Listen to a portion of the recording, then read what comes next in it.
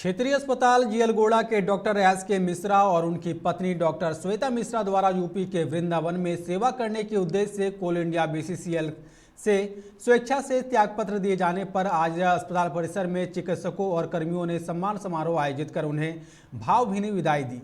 सम्मान समारोह में चिकित्सकों और कर्मियों ने डॉक्टर मिश्रा दंपति को फूलों की माला, गुलदस्ता और उपहार देकर सम्मानित करते हुए उनकी सेवा कार्यों की प्रशंसा किया। वहीं समारोह में अस्पताल के मुख्य चिकित्सा अधीक्षक डॉक्टर आर के शर्मा ने कहा कि दोनों डॉक्टर दंपति ने बीसीसीएल में कई वर्षों तक योगदान दिया है। दोनों हमेशा ही सेवा की भावना से ही चिकित्सा की भूमिका निभाते रहे।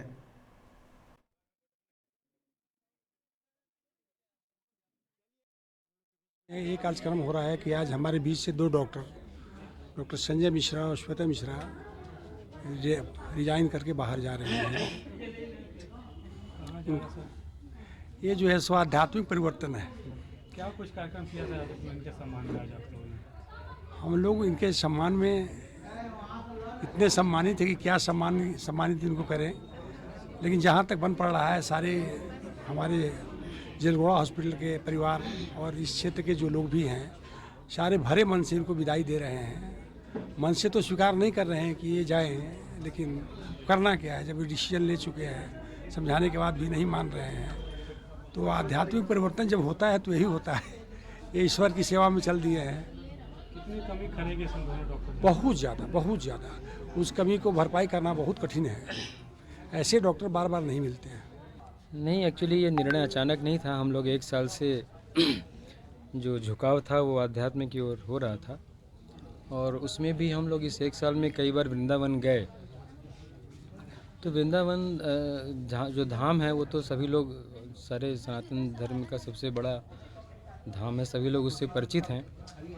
वहाँ की महत्ता से भी परिचित हैं, वहाँ की सैंक्टिटी, वहाँ की पवित्रता, वहाँ का जो स्पंदन है, वाइब्रेशन है, वो इतना सात्विक है।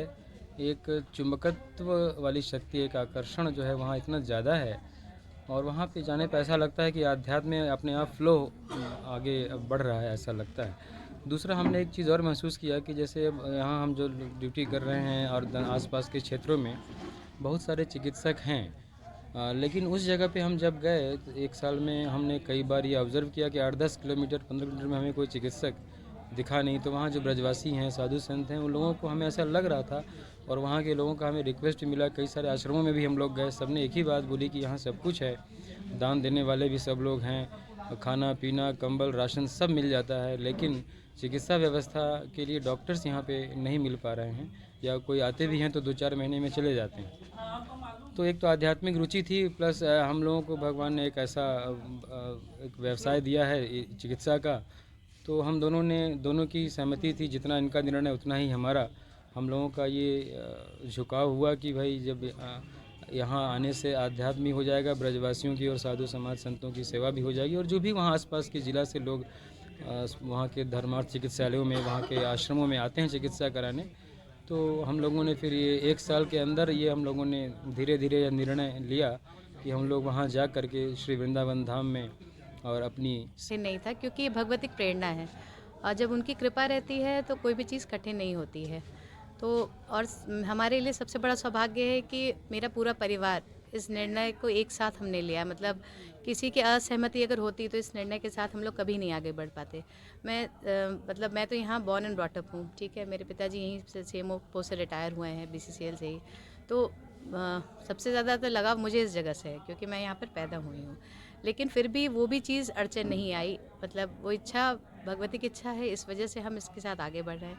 मेरा बच्चा जो कि अभी 10 साल का है, वो भी इसको मतलब पूरी तरह से इस डिसीजन को एक्सेप्ट कर रहा है, और वो भी इसके साथ आगे बढ़ना चाहता है।